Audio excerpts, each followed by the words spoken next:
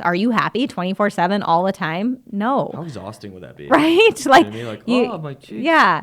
killing me. And obviously, depending on where we're at in our lives and what we're struggling with, sometimes we experience more emotions, more frequently over others, right? So yes, that is true.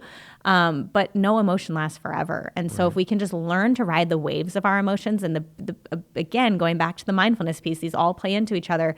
The more that we can just observe the emotions and pull back and notice without judgment, all those things are going to help us be able to ride the wave of emotions.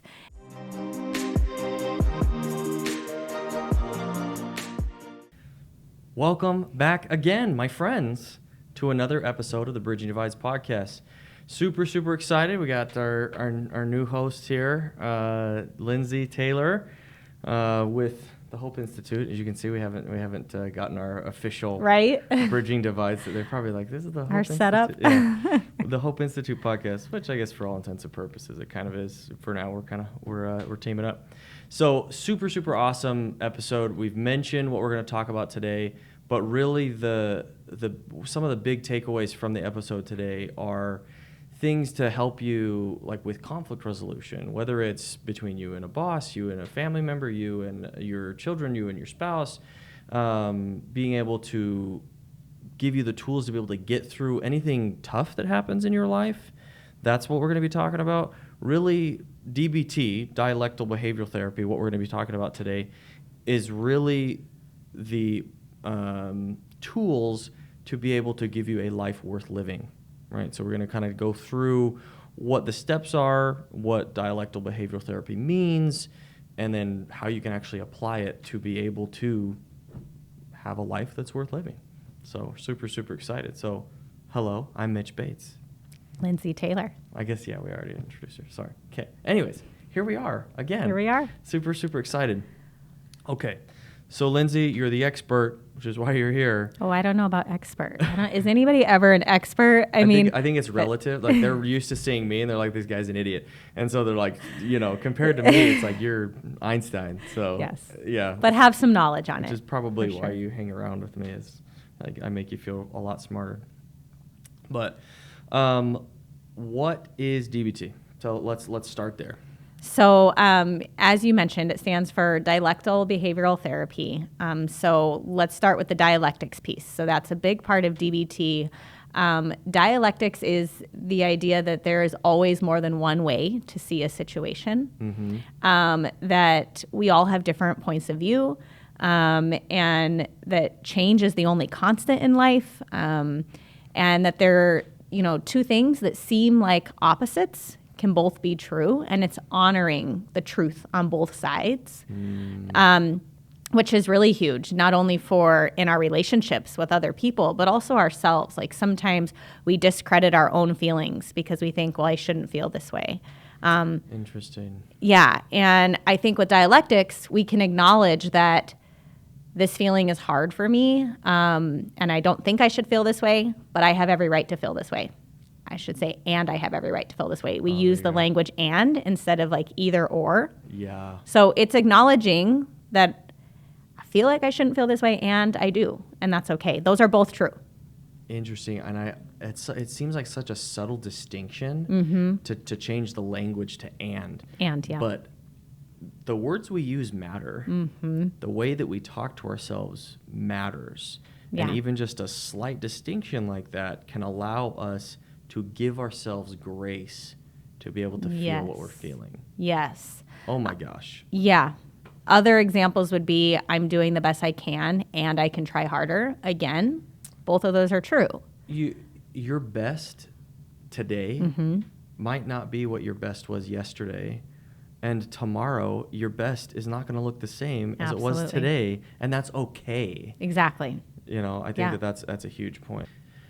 So let's start with the first bit of this, because there are several different points to DBT, dialectical behavioral therapy. So there's four. Yep. What's the first one that we're going to talk about? Four main parts of DBT. So the first one's mindfulness. And mindfulness is really this idea that joy is found in the present moment. And so it's all about bringing our awareness to the present. As humans, our minds are naturally hardwired to go to past thinking. So that's like when we ruminate, we're constantly thinking about the past. That's ultimately what can draw us into depression. And then future thinking. So we're projecting, and that ultimately can lead us to anxiety. And so really, joy and being content in our lives, that's all found in being present, just in each moment.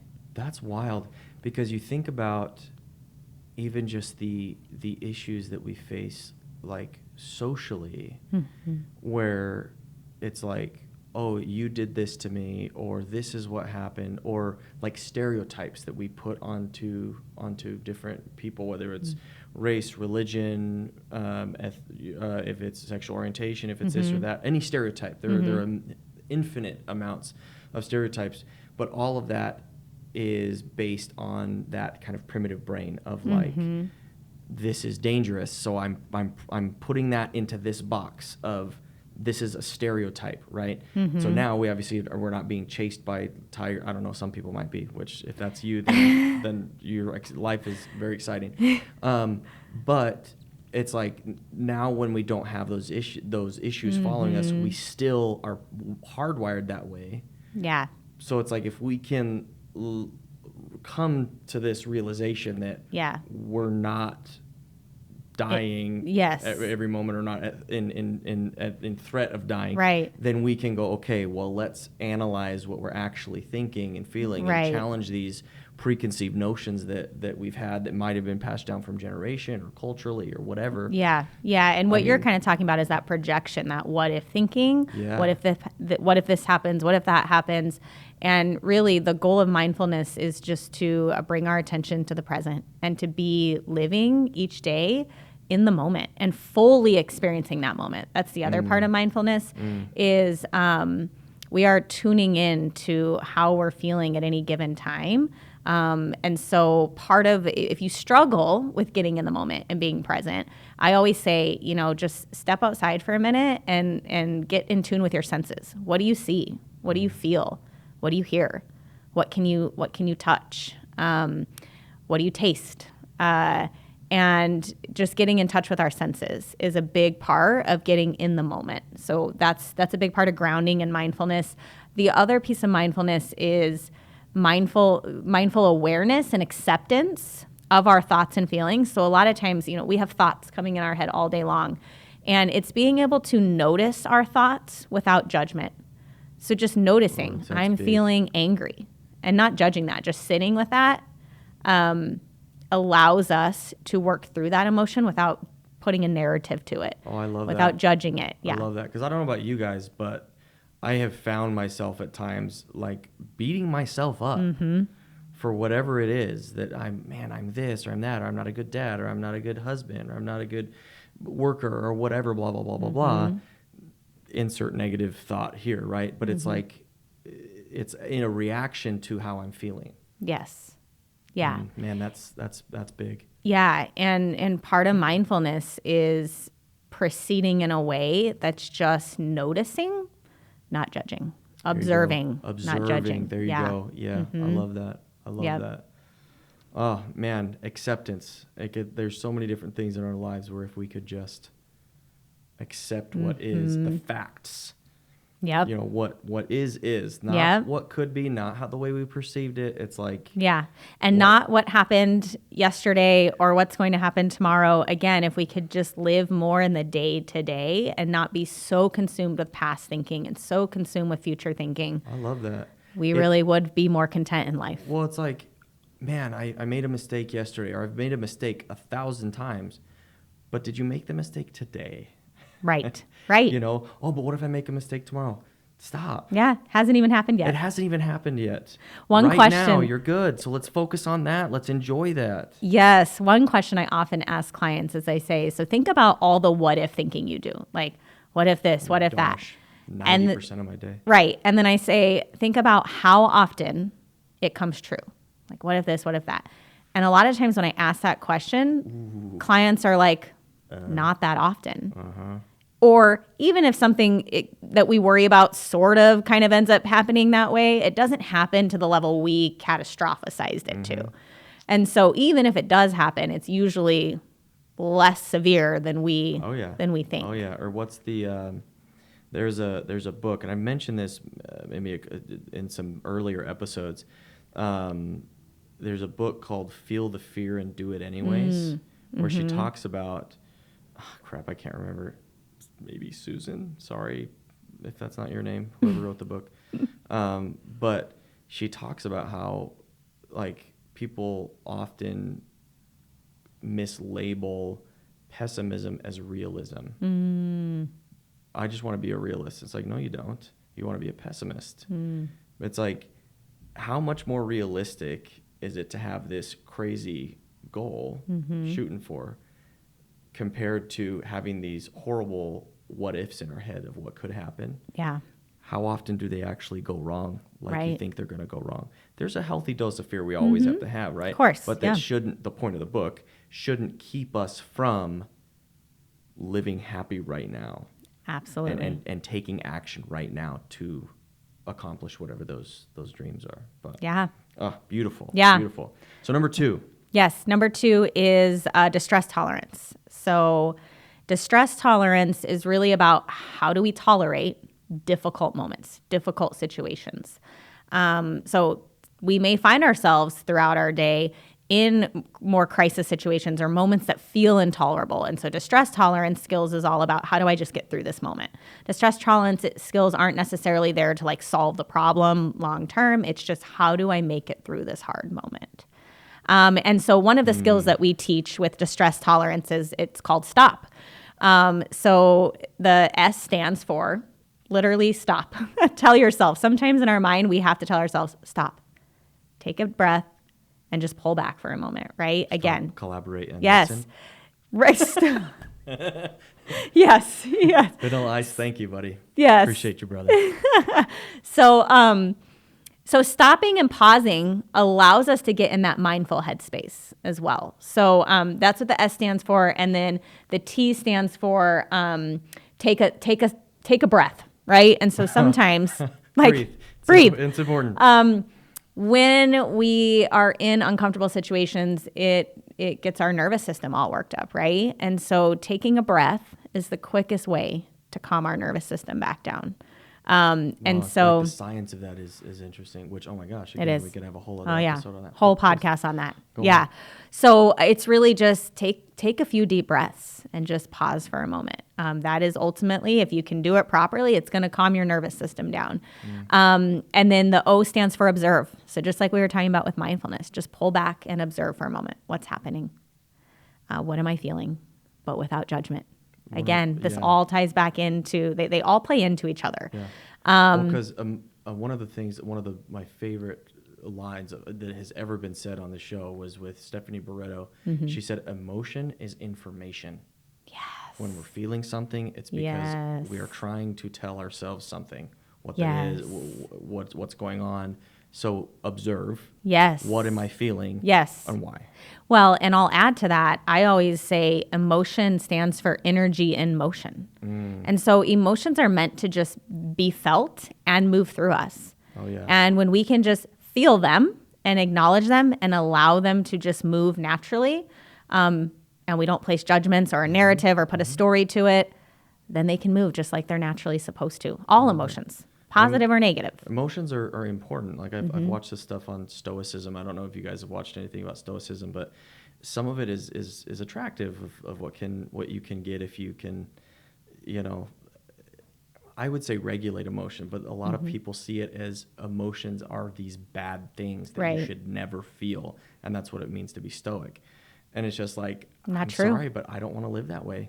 Emotions, they give you fuel. They are messengers. They serve a purpose. Energy and motion. I love that. Yeah, energy and motion. They're meant to be felt and moved through. And so observe. And then the P stands for proceed.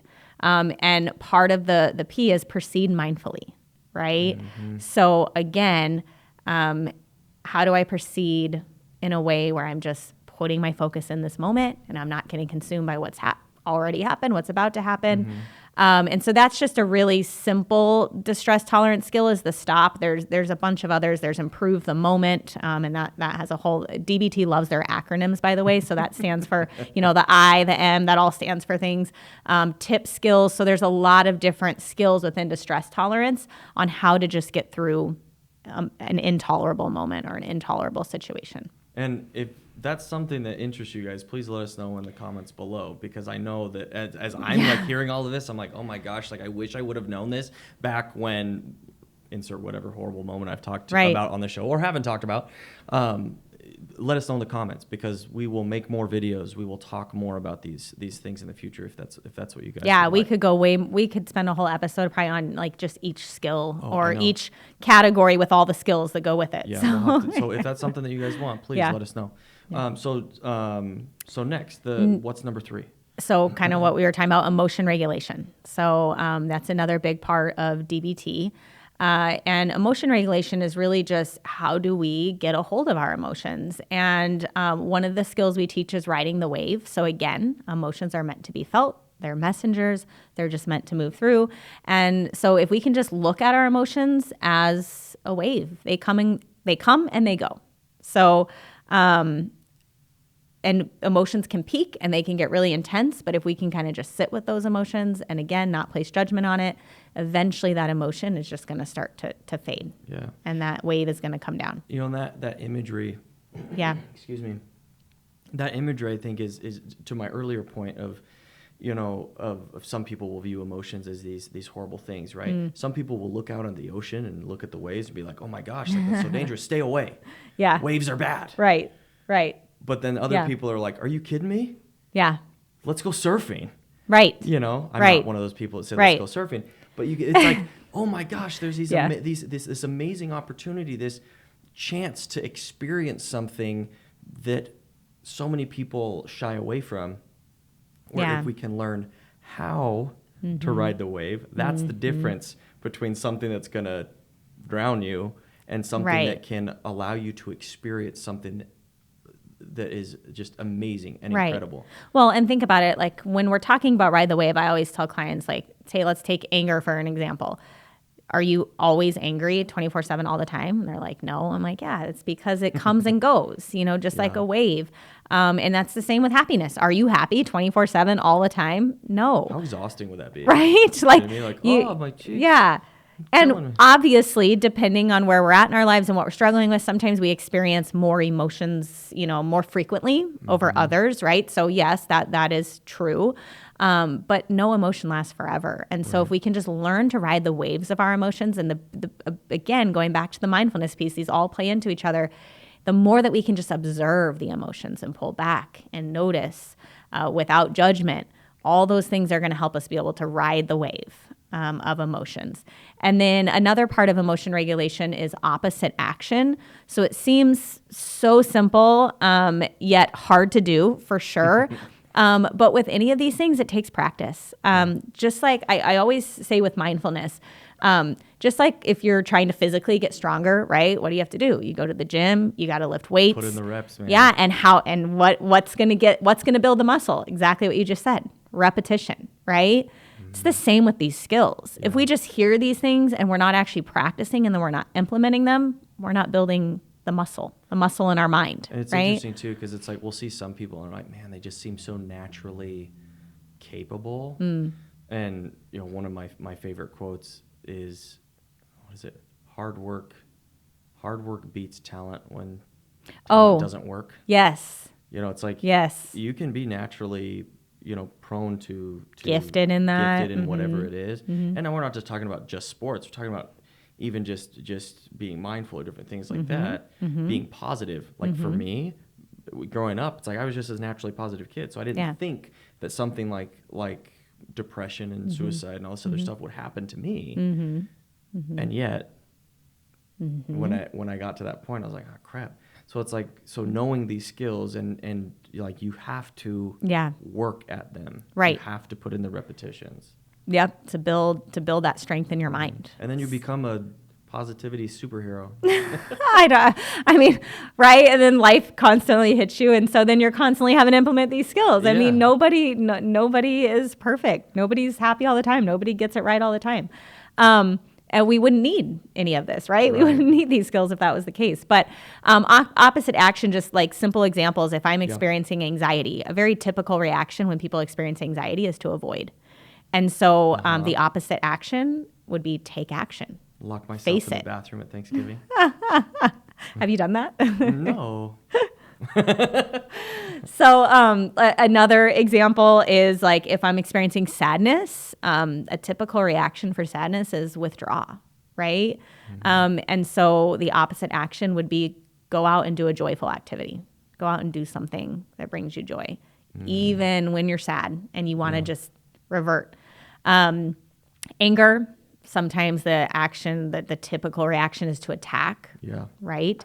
Maybe in that moment, we need to just avoid and distract to be able to calm down. So that's another just simple thing that we teach when it comes to emotion regulation skills is opposite action, doing the opposite thing of what you're naturally inclined to do with that emotion. That's interesting. I'm about to explode at my kid or whatever because they, poured the entire cereal bag onto the couch and the floor and the seat and everything. Yes. So instead of doing that, go outside, take a breath. Take a breath. Yes. Or Avoid. Stop. Yes. Take a breath, observe, proceed, and then proceed mindfully. Yeah, but you're right. The opposite action instead of react, right, and attack or blow up would be to walk away, avoid, distract. That would be the opposite action. And that's just to get you to then a better emotional state where you can think more clearly. Or that like neutrality point. Yes. Yeah. Yep. Oh, that's beautiful. I love that. Yep. So then that brings us to the last one, number 4. The final part. And obviously we're kind of, we're going through these pretty quick. Like you could get into these way more in depth. Overview. Yeah. I definitely want to. Yeah. So this is definitely an overview. Yeah. So interpersonal effectiveness is the, well, I don't know if there's really a true order, but the 4th part of DBT that we teach. And that's all about how to have healthy relationships and healthy communication. A very important skill, right, for life.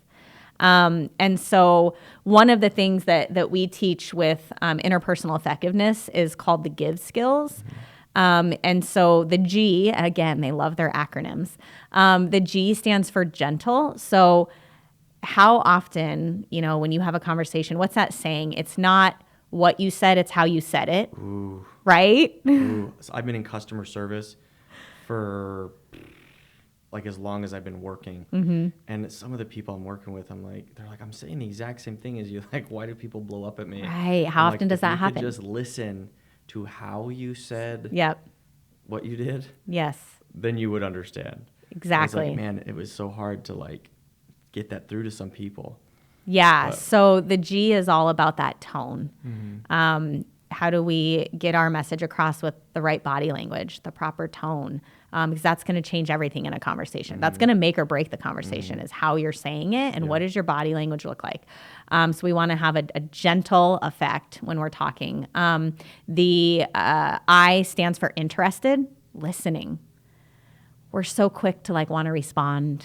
And a lot of times we don't take time to actually listen to people, to hear them.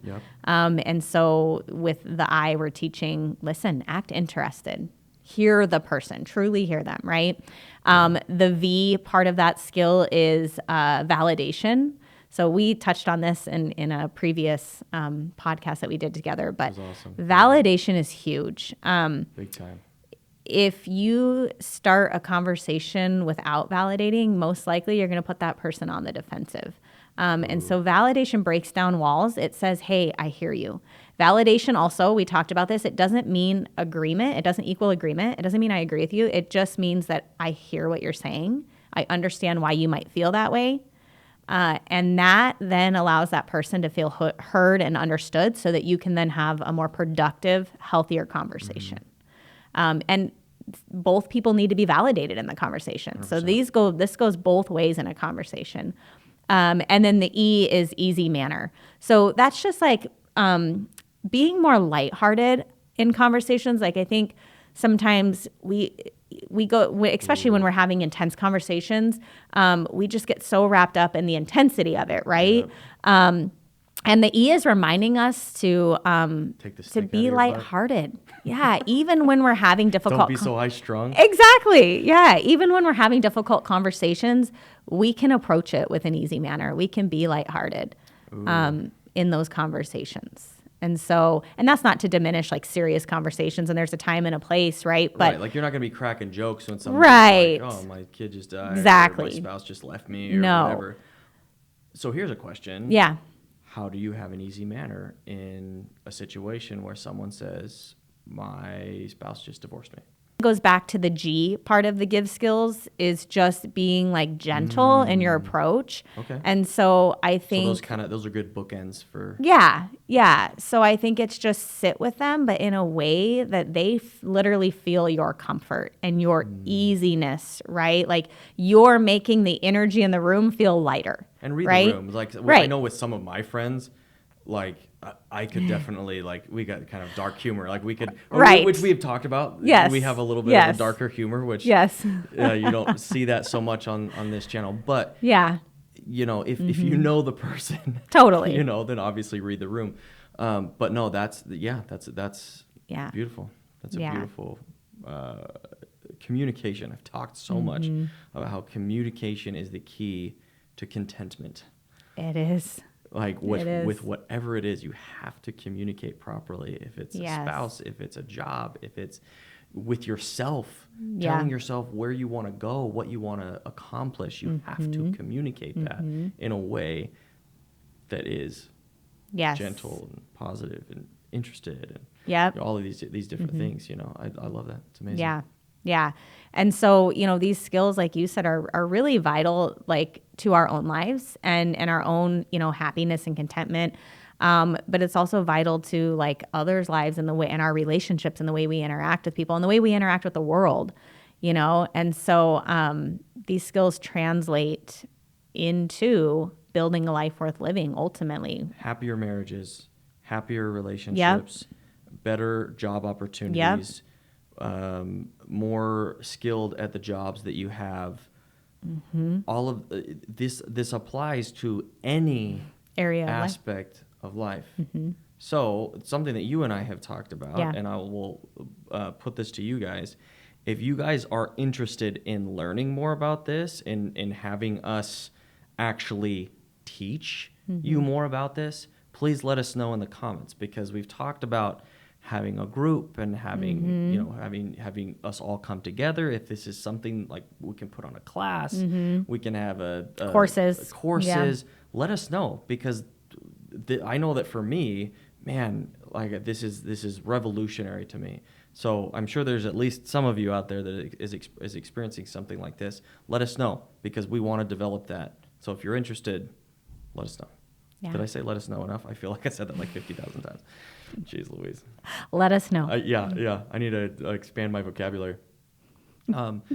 Seriously, such just absolutely amazing. And you said that this is the benefits that come from dialectal behavioral therapy has basically made it one of the best treatment evidence-based models. Evidence-based models. Yep. Thank you. Yeah. Science words. Yeah, it's one of the top evidence-based models for suicide prevention. So for treating individuals who are experiencing thoughts of suicide, DBT is an evidence-based model for that.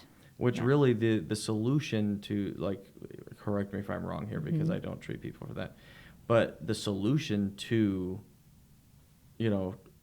treat like somebody that wants to take their life is to show them why they shouldn't. Yeah. If they are hopeless to the point where they no longer want to live, give them hope such that they want to live. And so that's why DBT can be applied to anybody that really just wants to live a better life. Right. Yeah, absolutely. I mean, DBT is used for many things. It's just because of the skills that are taught and these things that we're discussing. I mean, emotions, distress, all of those things can lead people to hopeless places, right? Which is why it is an effective treatment for individuals that are really struggling with that. But it's effective for any population. Incredible. Because we all struggle with these things on a day-to-day basis. There's an activity that we do in one of our groups where we say, how many of you constantly spend time worrying about things that haven't happened or ruminating in the past, and we have them put sticky notes in the different categories that address the mindfulness, the interpersonal effectiveness, the distress tolerance, and pretty much everybody is always putting their sticky notes in all the categories. And what that shows us is that we all struggle with these things on a daily basis. And so that's why we utilize these skills. That's why DBT skills are so important, because it helps us to address these different areas of our lives that we all struggle. And I think that, oh my gosh, I keep going back to like what I see happening around me, right? Like the negativity, and we talk about bullying, or we talk about trolling online, or just arguments that people get into, and violence and discord and contention is sensationalized, right? And I'm just like, man, if we could just sit back and realize what you just said, that we all have things that we're going through, how much more compassion could we have towards other people? To be able to have, this gentle approach to our communication, healthy communication, you know? I mean, that's one of the reasons why bridging divides is I mean, eventually I want to have, different kind of branches of all of this, but if we could just have healthy communication, having that understanding that people go through similar things that we do, that's what we have in common. We have so much more in common than we don't. Right. When we sit back and we look at, oh my gosh, like you're going through like a lot of the same things that I am. Yeah. Well, and going back to that dialectics piece, dialectics is honoring that there's two sides, that two things that seem, if I have an opposite opinion as you, they can both have truth. Yep. Right. And so it's really avoiding some of that black and white thinking and being able to honor all sides, and that there's more than one truth, and nobody has the absolute truth. And those things really help us to be more successful in our day-to-day lives and with other people. Awesome. Oh, so beautiful. Oh, okay, guys, great episode, right? Like, if you liked it, put a like, share it. Whoever you feel needs to hear this, share it with them. See, this is why we've got you on here, and I know that we have 20 more episodes on everything that we just talked about. So guys, just remember that you can get through it, that there is hope. And if you feel like you don't have the tools to be able to give yourself that hope, look at what we just talked about. And I know that this has given me a lot of hope to be able to look at the difficult things that I might be going through right now and say, hey, ride the wave. Let yourself feel the emotions. It's temporary. You'll get through it. And I love you. We'll see you on the next one.